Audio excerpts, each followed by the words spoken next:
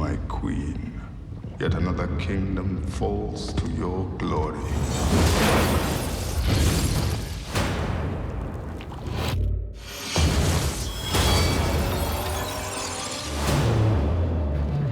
Mirror, mirror on the wall, who is fairest of them all?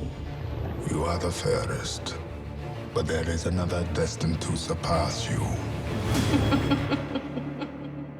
Probably the first thing I think when I think Snow White is the deer and the bunny and the birds all at the same time sort of surrounding her. And we're definitely not, we're not intentionally rebelliously turning it on its head. I just don't think that right now it's as effective a character for women because times have changed.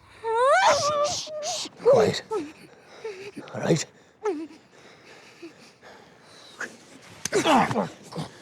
Hey, what the hell's going on?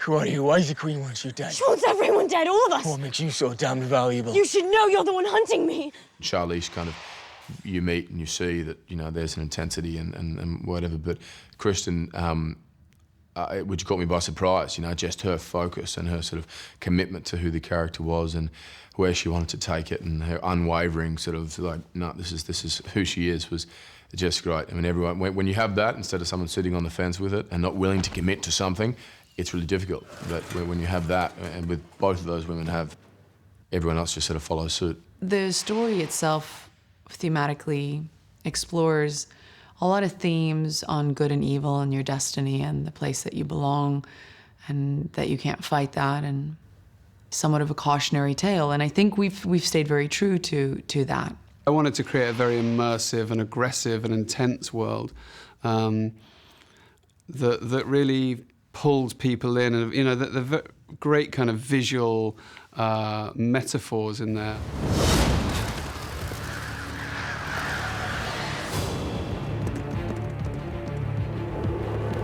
Find me someone who doesn't fear the dark forest to hunt her down. Well, I think everybody knows that she's good.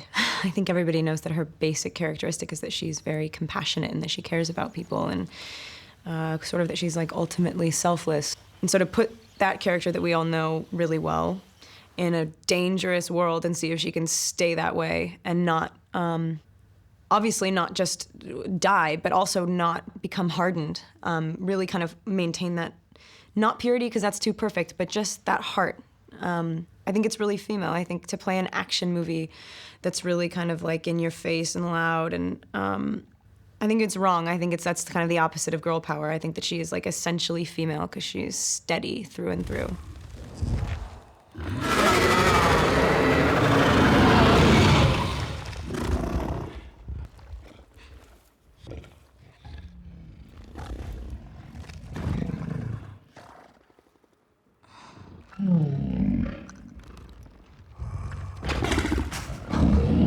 What's nice is once you understand that Snow White is life, she is the beating heart of life, the Queen is frozen, she is death, she has stopped time by seeking immortality.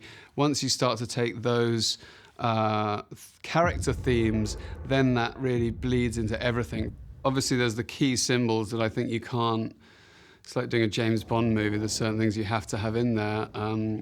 You know, there's obviously the apple, there's obviously the mirror. We realized pretty early on that that mirror really was, plays a huge, huge role in the story. In a way, I think when we look in the mirror and we start aging, we are naturally facing our immortality, and that's a scary thing. And for her, someone like her who has placed every ounce of her worth in what she looks like, it's 10 times worse. The mirror is incredibly frightening to her because she can't control her own madness and she just never knows what the mirror is going to tell her. And every time she's in front of that mirror, she's expecting the mirror to tell her the worst thing. Charlize wore, all her costumes were made up of dead things, skulls, skeletons, fur, feathers, you know, intricate bone, beetle shell. You know, her castle, everything around it had died. So it was really, and then with Snow White, everything around her is life. So you have to be, for me, it helped to be very simplistic character-wise. Rupert always put us in a world that didn't feel silly. And we're doing a fairy tale, we're doing Snow White. And so like when I'm screaming at trolls, I like really believed in that. And that's Rupert. When you work with a director or an actor that you go, Like right now, what I'm talking about, if they were going, I know. It's like that energy is so contagious and addictive. It's hard. The movie's fast. It's really painful. Like when you see us cold and uncomfortable, we are. Like when you see our hair blown back by the wind, and there's not a guy standing there with a fan. I think that's so much more interesting to watch genuine discomfort on people's faces than people trying to fake it, and we definitely were. When you're in a real castle or cathedral or you're in the rain, you don't have to imagine being cold or uncomfortable, because you are, you know, and it just, you're able to sort of lose yourself in that moment much more than if you're trying to go, okay, so the green screen, there's this castle here, or there's a mountain, where it's not, you know, it's you can just focus on the sort of moments and the acting, and I much prefer it. I think everybody does.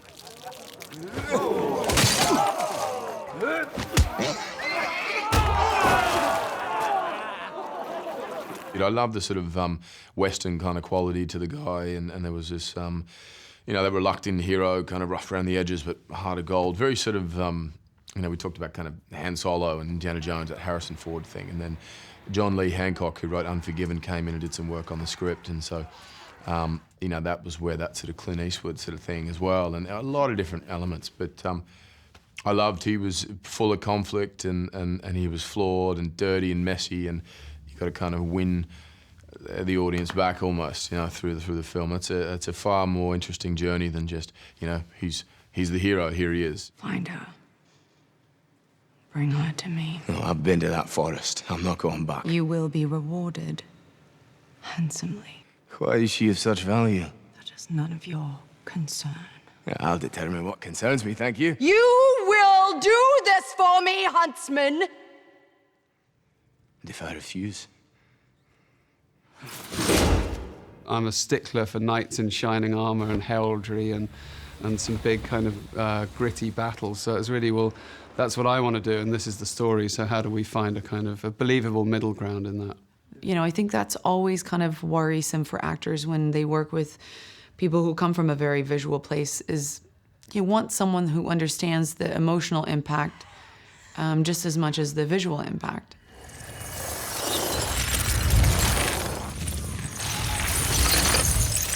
That's what sets these directors apart. The ones who can marry the emotional and the visual. I came into it thinking, oh, he's a visual director, and then went, oh no, he's an actor's director, you know, and then watched the film and went, he's both, you know. I don't know how he did it and at what point he was, because it seemed like he was just sort of talking character to us most of the time, yet all this sort of setups were going on, and you know, a lot of the time he's like, oh, yeah, you know, I don't know where we're going, what's happening, but he did. Come and avenge your father, who was too weak to raise his sword.